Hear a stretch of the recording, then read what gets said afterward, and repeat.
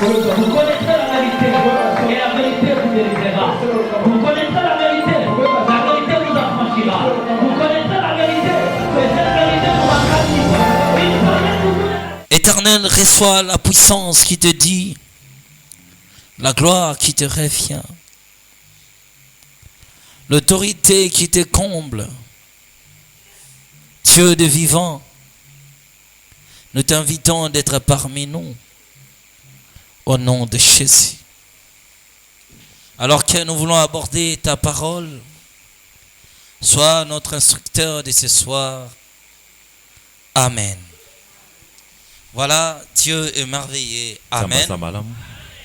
Je vous salue tous dans le nom précieux de Jésus-Christ. Est-ce qu'on peut essayer d'augmenter le son pour moi parce que ça ne tient pas. Là, on peut fermer les portes et les fenêtres. J'aurais vraiment besoin du son parce que je ne m'attends pas.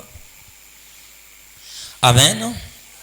Je suis vraiment très ravi de vous rencontrer encore ce soir. Le Seigneur vous a retiré de vos maisons, de vos occupations et vous a amené à ce programme glorieux. Je crois que nous passerons un moment très significatif, un moment très glorieux. Je parle à quelqu'un ce soir que nous passerons de très bons moments dans la présence de Dieu. Écoutez, 2022, c'est une année très différente de toutes les années. C'est parmi les années où Dieu va faire beaucoup de choses dans la vie de plusieurs parmi nous. À raison de ceux qui déjà voient et des signes qui les accompagnent. Il y a de grands signes qui accompagnent plusieurs. Et Dieu fera des choses extraordinaires. Et je pense que laisser la maison pour passer la nuit à l'église sera quelque chose d'extraordinaire pour toi. Et pendant que je suis en train de parler, le ciel commence des choses extraordinaires. Je vois la grandiosité du ciel ouvert et la gloire de sa majesté venir au sein de l'église. Et même pendant que je suis en train de parler, je vois que comme de l'huile qui descend du ciel, c'est de l'huile bouillante. Cette huile bouillante descend du ciel est venue parmi nous. Et jusqu'à ce que nous arrivons à la fin, Dieu fera des choses extraordinaires. Dieu va faire des choses extraordinaires qui va tellement pâter ta vie et pâter ton histoire. Et tu sauras qu'un prophète avait parlé. Écoutez, je peux aborder le message de cette nuit. Le message de cette nuit est tout à fait particulier. Donc il n'est pas pareil à tous les messages que nous étions en train d'aborder. Parce que nous parlons aussi de la colère de Dieu. Nous parlons aussi que faire pour hériter la vie éternelle. Après on a parlé de notre séminaire qui était si le Seigneur m'a amené aussi. Mais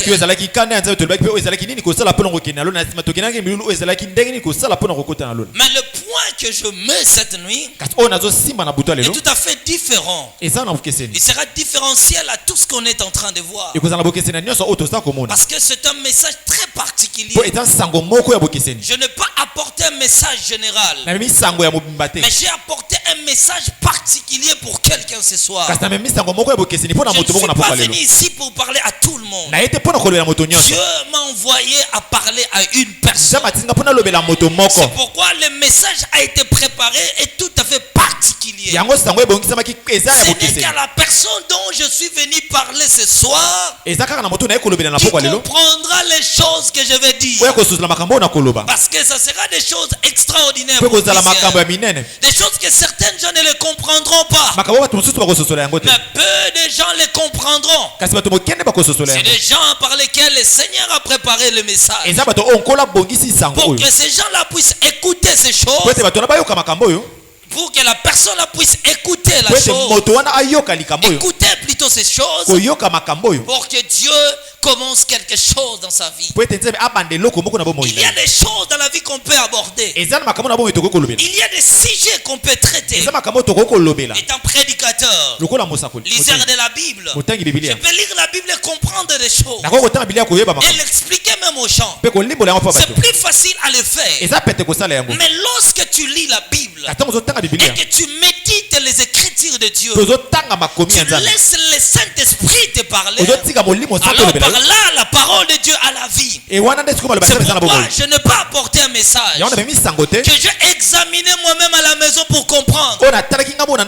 Non, c'est pas ça. J'ai apporté juste un message que le Seigneur m'a communiqué par sa parole. Parce que l'église sera bâtie sur la révélation des Écritures de Dieu. Là où il n'y a pas la révélation, il n'y a pas la vie. Et le seul moyen pour l'église d'atteindre l'objectif céleste, c'est de se laisser suivre par la direction de la révélation de Dieu. Un peuple qui est révélé est un peuple qui marche dans la bonne voie. Et lorsque la révélation fait défaut, les peuples ne connaîtront jamais le chemin. Nous vivons dans l'âge le plus sombre de l'histoire de l'Église. Nous vivons dans l'âge le plus sombre du monde entier.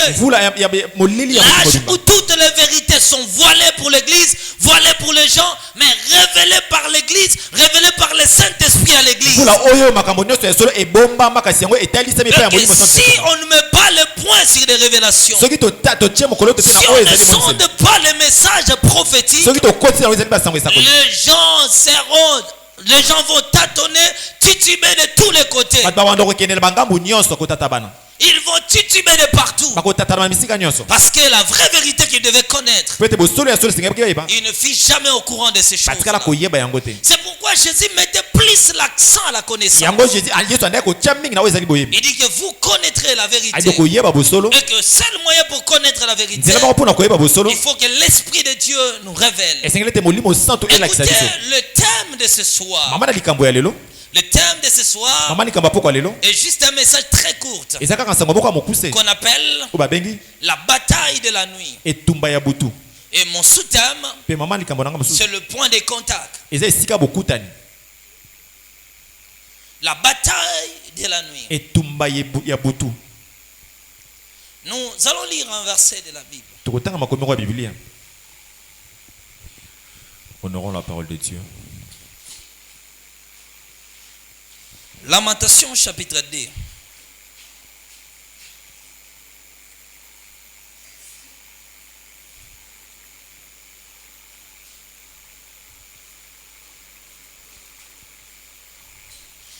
Lamentation chapitre 2, le verset 19. Je lis la parole du Seigneur. Amen. Lève-toi, poussez des gémissements à l'entrée des veilles de la nuit. Lève-toi, pousse des gémissements à l'entrée de la veille de la nuit. Répare ton cœur comme de l'eau en présence du Seigneur. Lève tes mains vers lui pour la vie de tes enfants. Lève tes mains pour la vie de tes enfants qui meurent de faim au coin de la rue. Juge.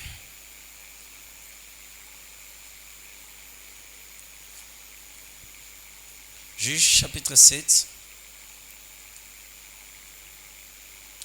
Juge chapitre 7, le verset 9. Je lis la parole de Dieu. On prit les livres du peuple et ses trompettes. Puis Gédéon renvoya tous les enfants d'Israël, chacun dans sa tente. Et il retient les 300 hommes. Les camps des mendiants étaient dessus de lui dans la vallée. L'Éternel dit à Gédéon pendant la nuit: lève-toi, descends au camp, car j'ai livré mendiant entre tes mains. Amen. Voilà, je vous en prie, vous pouvez vous asseoir. La bataille de la nuit.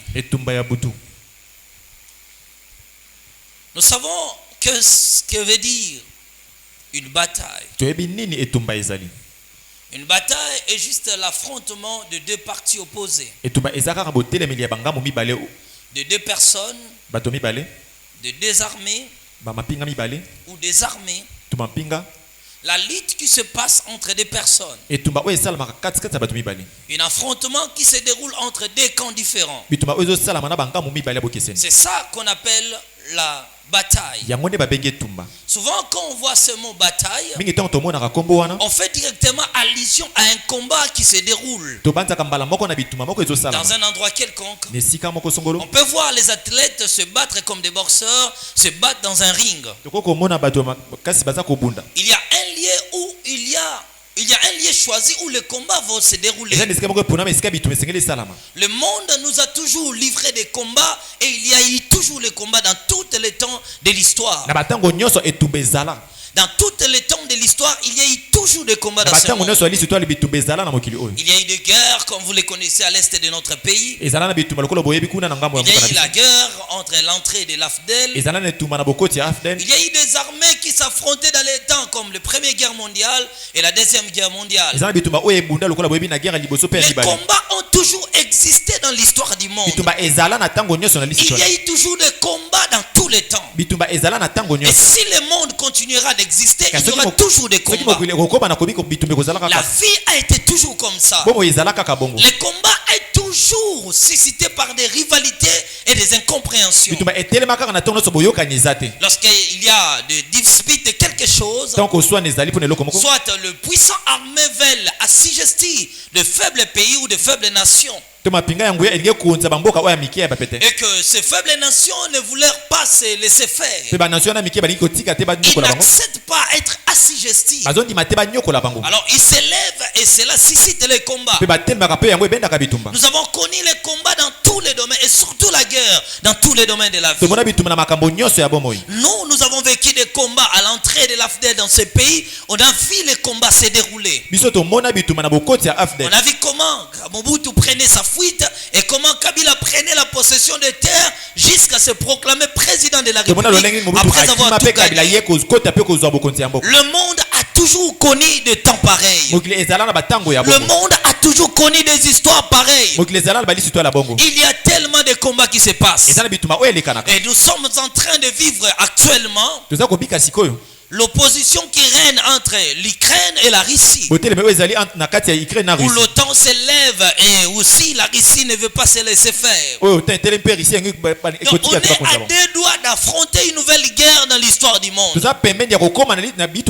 si la guerre de la Russie s'accomplit face à l'Ukraine, qui sera face à l'OTAN, face aux États-Unis et à tout le pays du Moyen-Orient, je vous dis que ça sera l'entrée du 3e guerre mondiale. Mais quand même, nous souhaitons et nous prions que cela ne se fasse pas. Mais vous allez voir, c'est juste des disputes, des incompréhensions qui est toujours à la base des combats parmi les gens. Ces choses-là ont toujours été à la base des séparations et des discussions, des combats, de beaucoup de choses dans l'histoire du monde. Le monde a y affronté des combats et des combats. Des combats et des combats. Et même Jésus-Christ lui-même parlait du temps de la fin. Il a dit il y aura des guerres et des bruits de guerre. Donc partout il y aura toujours des sons de combats à tout moment. Là c'est les combats qui se déroulent dans l'histoire des hommes. Il y a aussi des combats proclamés par des athlètes. Nous pouvons voir comme des catch américains. Nous pouvons voir comme des boxeurs. Nous pouvons voir comme des karatékas. Mais dans chaque combat qui se déroule dans le monde, il y a toujours un lieu de repère, un lieu choisi où se déroulera le combat. Et même lorsque la guerre se déroule à l'est du pays ou dans notre cieux, vous savez que le combat se passe comment? Il y a un temps de repos. Dans le temps de repos, une armée peut venir de l'autre côté. Si tu as ton ami dans l'autre armée, tu peux venir le voir. Parce que ce n'est pas un moment du combat. Mais au moment du combat, on sonne maintenant la trompette. Le Congo va se préparer. Le Rwanda va se préparer. Et les 2 nations vont s'affronter. Mais au moment de cesser le feu ou au moment du repos, Un Congolais qui a son ami à Rwanda, qui est aussi militaire, il peut traverser la frontière, aller le voir, parler avec lui, discuter avec lui. Et là, à ce moment, on ne le fera pas du mal. Parce que ce n'est pas un moment de combat. Ils peuvent se battre pendant une semaine. Et que s'ils ont une semaine encore de repos. J'avais un fils à l'époque qui m'a relaté l'histoire. Et que son père faisait partie de l'armée. Alors il y a eu guerre, si c'est guerre de quoi là à l'époque. Son père l'a rencontré. Il a raconté l'histoire qu'il avait son ami qui était médecin, mais qui faisait partie de l'autre armée. Lui, il soignait les blessés de guerre, des soldats qui tombaient à la guerre. Lui avait pour le devoir de les soigner. Il dit maintenant au moment de repos, il a traversé, il est allé voir son ami. On le voyait avec sa tenue, mais il est parti de l'autre côté. Il a rencontré son ami. Il lui a embrassé, ne croyant pas que son ami n'était pas mort. Ils ont passé un bon temps, ils parlaient ensemble. Ils parlaient ensemble et discutaient. Il a passé la nuit à l'autre côté. Mais demain très tôt le matin, son ami dit que tu dois rentrer de votre côté parce que nous sommes en train de préparer. Nous allons maintenant vous attaquer. Alors maintenant il va quitter son camp pour rentrer. Il va quitter leur camp pour rentrer dans son camp. Il dit c'est toujours comme ça que les combats se passent. Des fois quand il n'avait rien à manger, il traversait la frontière. Il partait à l'autre côté voir son ami. Il mangeait avec lui. Il prenait certains vivres. Il amenait à l'autre côté. C'était comme ça. Mais son ami et lui aussi souffla à son ami certains secrets. Ah, son ami lui dira, il faut faire attention, ne sois pas au premier rang. Parce qu'il y aura une attaque très offensive aujourd'hui. Et c'est comme ça que lui et l'autre se sont protégés. C'est pareil lorsque nous vivons avec les sorciers. Pendant les jours, nous pouvons nous parler ensemble. On peut discuter des intérêts de la vie. Parce que ce moment-là, le combat ne passe pas. Je pense que je suis déjà allé trop loin. Mais je continue à expliquer ce que je suis en train de dire. Voyez-vous que les deux adversaires peuvent au moment du repos parler ensemble. Ils peuvent discuter ensemble. Parce que ce moment-là n'est pas choisi pour le déroulement du combat. C'est comme ça que le monde nous a appris. C'est comme ça que la guerre se passe. Nous le voyons à la conférence entre les deux boxeurs. Nous voyons un boxeur qui doit affronter l'autre. Ils vont se rencontrer aux conférences de presse. Ils vont discuter, parler un peu. Mais s'ils sont de bons amis, ils auront un temps d'entretien. Mais ils s'attendent à l'endroit choisi pour le combat, où se déroulera la bataille. Le ring est choisi comme le lieu où se déroulera les combats. Chaque combat dans le monde a un endroit choisi. Il faut qu'un lieu soit choisi où se passera les combats. Mais on n'a pas seulement le combat de la guerre, le combat des boxeurs. Il y a un autre combat le plus jamais livré dans l'histoire du monde. La bataille la plus jamais livrée que le monde a connue jusqu'à ce jour. La plus grande bataille qu'on ne peut jamais parler, c'est le combat qui se passe dans la vie des hommes. C'est qu'on appelle le combat spirituel. Parce que dans toute l'histoire du monde, il n'existe que deux armées. L'armée de Dieu et l'armée de Satan. Les deux armées sont appelées à s'affronter. Dieu est supérieur. L'armée de Dieu est le tout-puissant. Et l'armée du diable est le puissant. Mais les deux royaumes là ne s'attendent pas. Les deux royaumes sont en hostilité par rapport à leur action sur la terre. Alors puisque Satan voulait dominer les êtres humains et que Dieu voulait aussi régner sur la vie des hommes, les deux armées ont choisi un lieu de combat. Les anges de Satan ont dit aux anges de Dieu. Les anges de Satan ont dit aux anges de Dieu, nous nous sommes plus forts que vous. Les anges de Dieu ont dit niet. Nous aussi nous sommes plus forts que vous. Alors il dit on doit livrer une bataille. On doit livrer plutôt une bataille. Parce que les anges de Satan ne croyaient pas que les anges de Dieu étaient le plus fort. La bataille s'est livrée au ciel. Et nous connaissons ce premier combat. Mais quand ils sont descendus sur la terre, Satan a pris l'apogée de la terre, la suprématie du monde. Alors il a dit sur la terre, c'est moi qui fais la loi. Je vais dominer des vies, de familles et de terrains et de terres. Il s'est placé comme chef de terre, maître de vie et de contrôle de toutes les systèmes. Satan a commencé à régner sur le corps et sur les hommes. Il a commencé à exercer l'oppression sur les hommes. Il a dit les hommes sont des êtres faibles. Je suis en train de vous dire, je vous parle comme un prophète. Tout ce que je vous dis, ce sont des révélations. Satan dit les hommes ne peuvent pas résister à moi. D'abord, ce sont des créatures créées par la poussière. Nous sommes des êtres créés par le feu et par le vent. Nous sommes les créatures plus beaux que les hommes. Les combats s'est engagé à la race humaine. Le diable est descendu sur la terre pour combattre les habitants de la terre. Mais de l'autre côté, il y avait une autre armée. L'armée de Dieu vivant, qui n'ont pas voulu se laisser faire et voulu aussi prendre l'autorité sur la terre. Alors les disputes s'est engagées entre les deux camps. L'armée de Satan s'élevèrent et l'armée de Dieu s'élevèrent. Mais Satan, les anges du diable devaient se battre avec les anges de Dieu. Mais ils devaient choisir un lieu de combat. Peut-être ils avaient choisi de l'eau. Les anges ont dit niet, nous n'irons pas là-bas. Parce que les deux boxeurs ne peuvent pas se battre dehors. Là on ne compte pas cela. Et si un boxeur attaque son ami ou bien son adversaire avant le lieu choisi ou l'endroit choisi, ce combat est disqualifié. Il est totalement disqualifié.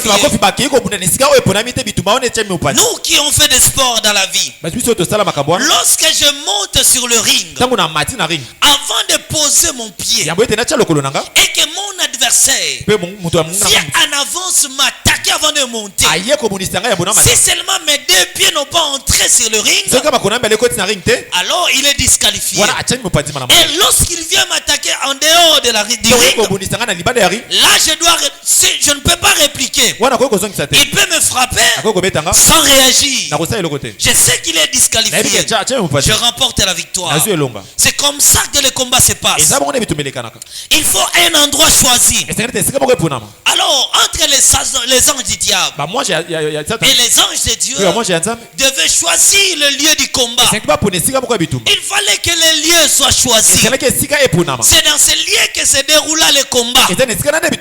C'est comme lorsque les enfants d'Israël se battaient avec les Ammonites, les Amalécites. Vous savez, la Bible dit qu'un valet a été choisi. C'est dans ce valet que déroulait le combat. L'armée d'Israël devait sortir de son camp. L'armée des Moabites devait sortir de leur côté. Ils devaient se rencontrer au lieu du combat. Là, c'est là où la bataille est livrée. Et si vous êtes tué dans ce lieu du combat, on déclare comme votre armée est vaincue. C'est là qu'on connaît un vainqueur et un vaincu. Ce n'est que dans cette vallée, dans ces vallées qu'on connaît un vainqueur et un vaincu. Mais tous les cas aura aussi d'autres soldats dans son pays. Mais la victoire est déclenchée au lieu choisi. Est-ce que vous comprenez ce que je suis en train de dire? La victoire sera déclarée là où se déroulera le combat. Prenez l'histoire de David. David a affronté Goliath. Un valet était choisi. C'était là que le combat devait se dérouler. Lorsque si David s'est rendu la nuit dans le pays de Philistins pour tuer Goliath. On ne pouvait pas le couronner victoire. On ne pouvait jamais dire qu'il a gagné le combat. Il fallait attendre l'endroit choisi. Vous connaissez bien que Goliath venait chaque matin dans ce même vallée jeter des mortifications contre Israël. C'est comme ça que David est sorti. Puisque David l'a vaincu là où le combat devait se dérouler, David a été déclaré vainqueur. Il faut que les liens soient choisis. L'armée de Dieu et du diable devait choisir le lieu où se déroulera les combats. Ils ont regardé les montagnes. Ils ont dit pas la montagne. Ils ont regardé les forêts. Ils disent pas la forêt. Les anges disent, nous on ne va pas combattre dans la forêt. Vous savez, Satan a amené Jésus-Christ sur la tour. Donc les diables aussi ont cherché les lieux de combat. Les deux armées devaient montrer leur efficacité du pouvoir. Ils choisissent un lieu. Un lieu a été choisi. Et l'endroit où se déroulera tous les combats entre l'armée de Dieu et l'armée du diable. Et vous savez, cet endroit, c'est la vie de l'homme. C'est ta vie. Ta vie est le champ du combat. Dans ta vie que se déroulera le combat entre Dieu et le diable. Entre être assujetti par le diable et être dominant des puissances maléfiques. Ta vie est le champ du combat. Que tu ne le veuilles ou pas, peu importe le niveau de ta vie de prière, il y aura toujours des combats. Les combats ne quitteront jamais ta vie. Même si tu dis il y aura toujours des combats. Parce que le champ de bataille est ta vie. Là où se passent les combats est ta vie. Là où se déroule le combat n'est que ta vie. C'est dans ta vie qu'il y aura des combats. Tu sortiras d'un combat à un autre. Tu passeras de bataille aux batailles. Mais ce qui compte, ce ne sont pas des combats qui arrivent. Mais ce qui compte, c'est ton attitude face au combat qui arrive. Parce qu'il faut combattre chaque centimètre pour la posséder. Pour posséder un endroit, il faut combattre. Pour remporter la victoire, il faut combattre. En tout cas, voilà. Le lieu du combat est la vie de l'homme. Le combat se déroulera dans ta vie. Parce que ta vie est le champ de bataille. Tu auras toujours des combats et des combats. Et dans les combats, on ne dit pas parce que j'appartiens à l'armée de Dieu. Mais dans les combats, on regarde le plus puissant gagne. Tous les combats est remporté par des choses. La force et les stratégies. Des choses. Il faut être fort et il faut être stratège. Si ces deux choses ne sont pas en toi, tu ne gagneras pas les combats. Donc cela ne dépend ni de ton appartenance. Ce sont là les chrétiens qui sont habitués. Lorsqu'un problème arrive, où est le Dieu que je sers? Où est le Dieu que je prie? Où est le Dieu? Pourquoi Dieu m'a abandonné? Dieu ne t'a pas abandonné. Les combats est la définition de la vie de tout homme. Le monde est donné au pouvoir du combat. Et Dieu a défini le monde par les gagnants. C'est pourquoi on dit que la vie est un combat. Même la vie est un combat. Et quand quelqu'un gagne la vie, on dit bien il gagne la vie. C'est qu'il a passé par des épreuves et des réalités. Mais son attitude l'a amené à la victoire. Amen. Amen. Maïe, aujourd'hui tu ne fais pas le protocole là. Maïe, tellement il y a aussi le protocole là.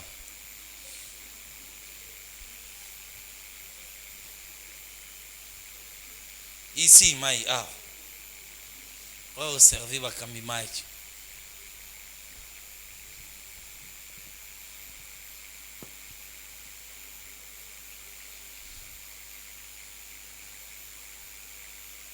Maï, qu'est-ce que Dieu t'a dit? Baré Magaga. Ah, Maïssa, il protocole. Amen. Il faut qu'un lieu soit choisi où se passera les combats. Retenez bien que la vie de l'homme est le champ de bataille. Et que ta vie a été choisie comme le centre des combats. Tu n'auras jamais une vie sans combat, pas une seconde, pas une minute sans rencontrer l'hostilité. Le combat sera à permanence dans tous les domaines. Mais Dieu ne radira jamais les combats dans ta vie. Ne va jamais radiquer les combats. Mais c'est ta manière de remporter. Les combats diminuent dans le feu de remporter. Tout combat non gagné reste encore. Car le combat que nous avons avec l'ennemi est un combat à perpétuité. Toute chose que tu n'as pas gagné, toute chose que tu n'as pas conquérie, reste insubiste. Les combats se multiplient. Pourquoi? Tu étais combattu par A. Tu n'as pas gagné, le B est arrivé. Le C est arrivé. Oh, si tu remportais chaque combat qui t'arrivait, tu allais passer de A à B jusqu'à arriver à Z. Mais puisque tu ne triomphes au combat, les combats se multiplieront dans la vie de l'homme. Parce que la vie de l'homme est le champ de bataille. Mais il y a beaucoup de combats qui se déroulent. Aujourd'hui, je parle d'un combat entre une armée satanique qui attaque maintenant aux princes et les hommes de la terre. Parmi tous les combats que le diable nous amène, il y a 4 combats les plus influents dans ta vie. Le combat du jour. Le combat du jour est le premier combat. Deuxième combat, c'est le combat de la nuit. Troisième combat, c'est le combat des obstacles. Et quatrième combat, c'est le combat des limitations. Ce sont là les 4 plus grands combats dans l'histoire du diable. Et dans ces 4 combats règnent les 4 royaumes les plus opposés. Un royaume des obstacles, un royaume des limitations, un royaume du jour et un royaume de la nuit. Et aujourd'hui je parle maintenant du bataille de la nuit. Comme vous le connaissez bien, si on peut définir la nuit, qui peut définir la nuit? Boutou et Zanine, qui peut nous, Cordon, tu peux nous aider? La nuit par définition. Qui peut nous aider ici?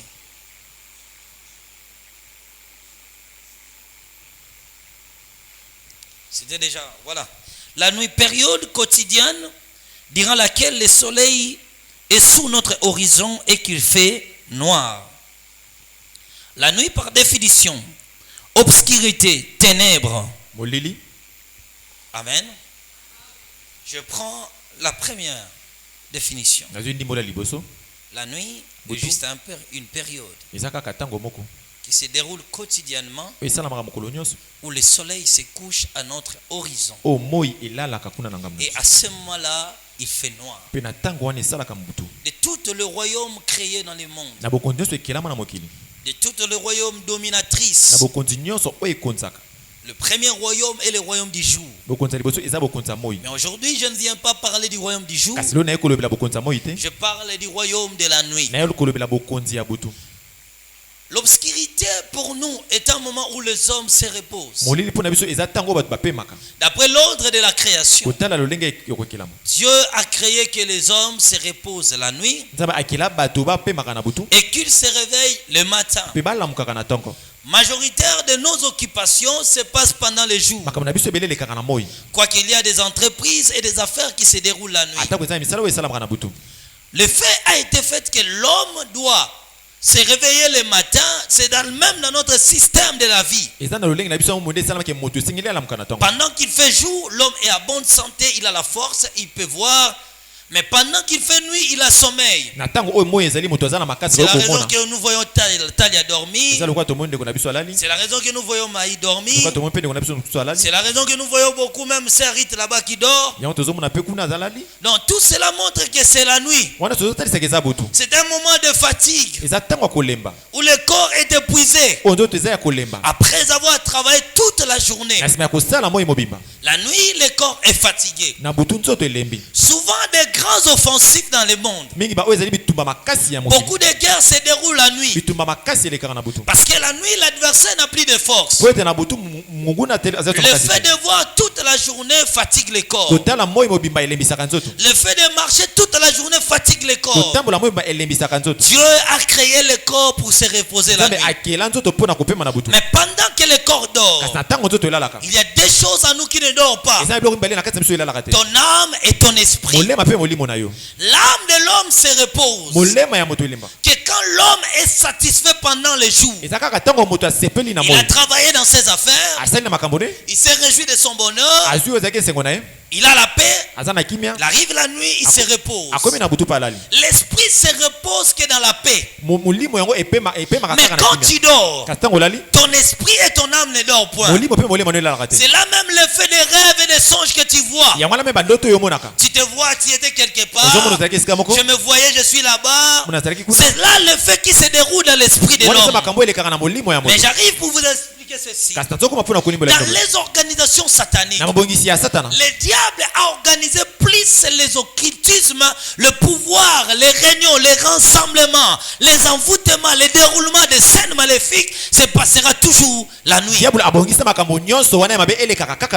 Et il y a des adeptes qui sont choisis à opérer la nuit. Premièrement, les adeptes, ce sont les sorciers. Ce sont des experts qui travaillent dans l'obscurité. Pourquoi? Parce que la nuit, l'homme ne réfléchit pas. La nuit, l'homme se repose. Ils savent que quand l'homme se réveille, tel qu'il a la force physique, tel qu'il a la force spirituelle, mais la nuit, c'est un moment de faiblesse pour les humains. C'est à ce moment-là que le diable a organisé ce royaume. Les sorciers se réveilleront la nuit pour opérer. Les démons passeront en action la nuit. Les occultistes passeront en action la nuit. Les grands hommes travaillent la nuit. Les sectes travaillent la nuit. Toutes les sectes diaboliques travaillent dans l'obscurité. Parce qu'ils savent que c'est un moment de fatigue. En ce moment, ils peuvent détruire la vie. Jésus-Christ a dit ceci. Pendant que les hommes dormaient, pendant que les gens dormaient, l'ennemi est arrivé. Il a jeté livré au milieu du champ. Tous les problèmes que les gens vivent dans leur vie, ils reçoivent ces problèmes la nuit. Il faut qu'on lance la malédiction la nuit. Il faut qu'on lance l'envoûtement la nuit. Il faut qu'on détruise ta vie la nuit. Parce que le jour ne fera que suivre les conséquences de la nuit. Tout celui qui est vaincu la nuit ne vainc jamais pendant le jour. Toute destruction de la vie des gens. J'étais une fois Boma. Une maman est venue vers moi. Elle m'a dit ceci. Quand je dors la nuit, et surtout souvent la nuit, je fais de rêves. Je vends beaucoup au marché. Mais quand j'arrive le matin, je ne vends pas. Pourquoi? Parce que son activité a été triquée la nuit. Si un homme n'a pas gagné la nuit, ce que tu vois la nuit, c'est ce que tu vivras dans les jours. Tout triomphe commence d'abord dans l'obscurité. Il n'y a pas de victoire dans la lumière. Plutôt, pardon, il n'y a pas de victoire dans les jours. Toute victoire se passe dans l'obscurité. C'est dans les ténèbres que le diable opère. C'est dans l'obscurité que le diable calme. C'est dans l'obscurité qui détruit des vies. C'est pendant que toi tu dors ici que les sorciers savent que tu es à l'église. Ils sont allés dans ta maison. Ils ont commencé à faire des incantations. C'est toujours la nuit. Pendant qu'on n'est pas à l'église, les sorciers arrivent pour envoûter l'église. C'est toujours la nuit. Pendant que tu laisses tes affaires, tu laisses tes marchandises, tu rentres chez toi, ils partent au marché, c'est toujours la nuit. Ils opèrent dans la nuit. Et dans les jours, ils se tiennent dans les coins des avenues pour observer ce qu'ils ont fait la nuit. Et tout ce que tu vis aujourd'hui et les conséquences des choses qui sont déroulées la nuit dans ta vie. Tu étais esclave la nuit, tu t'es retrouvé dans des endroits sombres, tu t'es retrouvé dans des déserts. Les conséquences et ce que tu es en train de vivre. Amen. Amen. Amen. Amen. Que tout celui qui dort dise gloire au Seigneur. Amen. Tout celui qui a sommeil dit gloire au Seigneur. Amen. Voilà. C'est dans l'obscurité qu'ils opèrent. L'obscurité est considérée comme un monde. Un monde de secrets. Regardez bien. Tous les prostituées travaillent souvent la nuit. Le grand pouvoir opère dans l'obscurité. Parce que le pouvoir, l'obscurité, c'est le règne et la domination. Le diable va maintenant dégager les entités qui passeront en action au milieu de la nuit. Et ils feront beaucoup de choses. Ils détruiront des familles, ils détruiront des vies, ils détruiront des affaires. Mais quelle est l'attitude pour nous d'adopter la nuit? Quelles sont les attitudes adoptées pendant la nuit? Pendant que tu dors, les diables opèrent. Pendant que tu dors, il y a des envoûtements qui se passent. Je vous dis, une nuit, je dormais. Pendant que je dormais quelque part, je pense que c'était à Mangengenge. Au milieu de la nuit, je vois dans ma vision un groupe de sorciers venir ici. Je ne sais pas si c'est d'où. Ils sont montés à la montagne. Ils ont commencé à arrêter des pasteurs qui étaient là-bas en train de prier. Sous prétexte que tous les pasteurs qui vivaient à l'impudicité, au mensonge, à la tromperie, étaient arrêtés par ces sorciers-là. Ils les ont amenés tous dans un réunion qui était au milieu. Là où il y avait le feu allumé. Ils se ressemblaient autour d'un chef. Et le chef l'a confisqué leur bonheur. Il dit, toutes les prières que vous faites ici, vous ne gagnerez absolument rien. Je me réveille, je couche encore de nouveau. Et pendant que je me suis recouché, je vois tout autour de la montagne. Je voyais des démons qui invoquaient. Pendant que les gens dormaient à la montagne et d'autres gens priaient. Les démons là faisaient le rôle de confisquer le bonheur des gens. Toute personne qui descendait de la montagne après la prière, avant d'arriver à la suite de la montagne, le bonheur était confisqué. Et ces gens-là perdaient tout ce qu'ils gagnaient. C'est à ce moment-là que Dieu me dira, ne viens jamais à Mangengenge si ce n'est pas moi qui t'a envoyé. Parce qu'il y a des forces, il y a des entités, il y a des pouvoirs qui règnent. Mais qu'est-ce que nous devons faire pour que nous puissions triompher dans les combats que nous vivons? Beaucoup de combats qui se passent. Écoutez bien, les combats qui se déroulent la nuit, on les voit aussi que la nuit. Alors il faut adopter des principes qui te permettra à remporter la victoire. Il faut que tu changes la nuit au jour pour toi.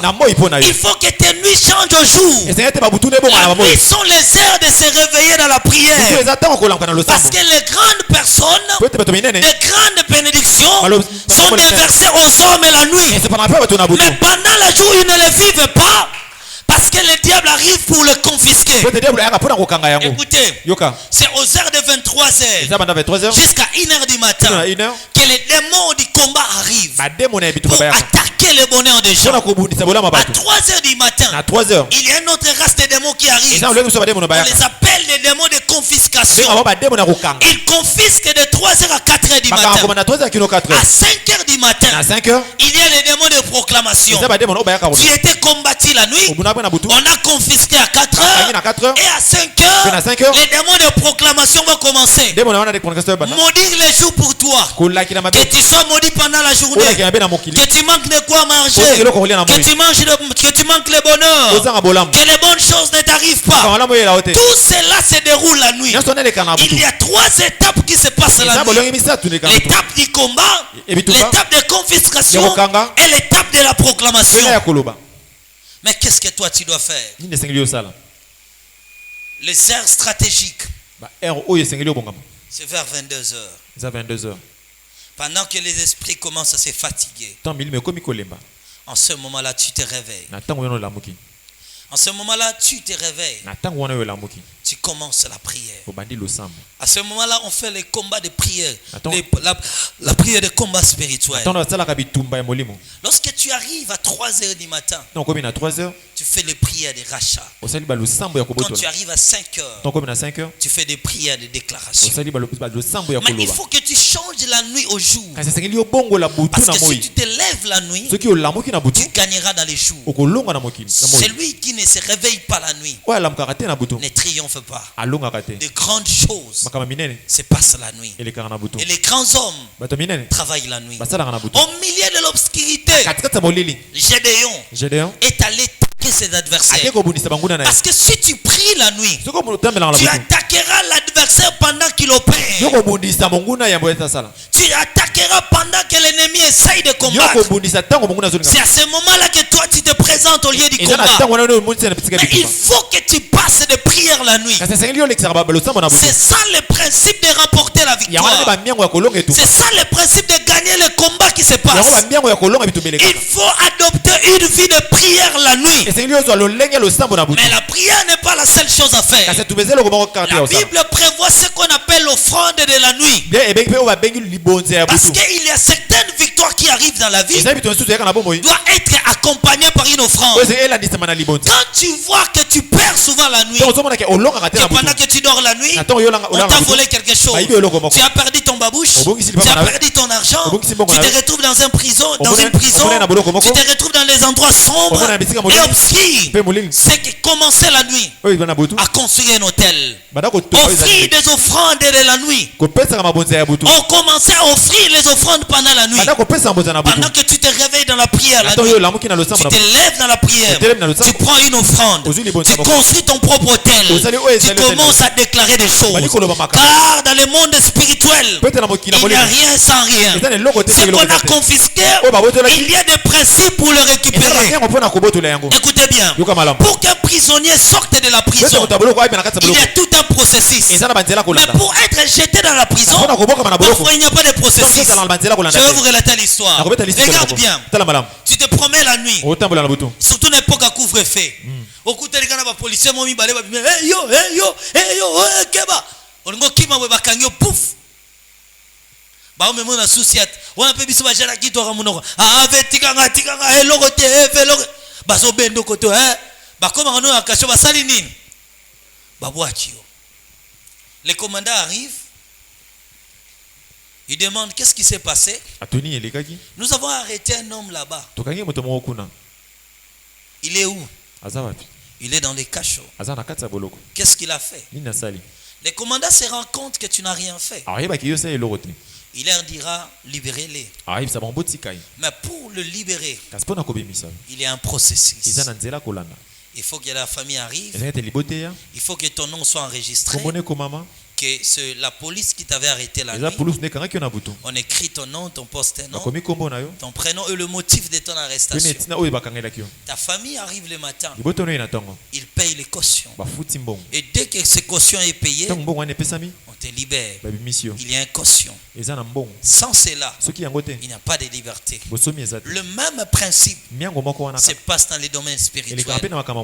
Beaucoup de confiscations, beaucoup de choses confisquées ne sont jamais libérées parce que le principe de la libération n'a pas été observé. Pour vaincre la nuit, il faut la prière. Mais la prière accompagnée par l'offrande du soir. Seule cette offrande a l'efficacité d'ouvrir ce que l'ennemi avait confisqué. Si tu commences à faire cette offrande, tu verras des choses qui se feront dans ta vie. C'est pourquoi Moïse va instituer l'offrande du soir et du matin. Il dit dans les combats qui se passent la nuit, on ne se présente pas à main vide. Parce que ce qui nous donne l'accès dans le cas de l'adversaire, de l'adversitaire, c'est notre offrande. Et quand il n'y a pas d'offrande, il n'y a pas de divinité. Et toute divinité de la terre est régie par la puissance des offrandes. Et toute entité spirituelle manifeste l'efficacité de son pouvoir que quand on offre des choses pour lui. C'est pourquoi, à travers les offrandes du soir et la prière de la nuit, tu remporteras n'importe quel combat qui se passe dans ta vie. Beaucoup de combats résistent encore parce que tu n'as pas changé la nuit au jour. Parce que tu dors encore. Je déclare sur toi que Dieu te donne la force de prier la nuit. C'est pourquoi quand la nuit arrive, le diable te donne la fatigue. Il te rappelle les choses. Au salagi mingi na journée, il faut là. L'homme est le maître de son corps.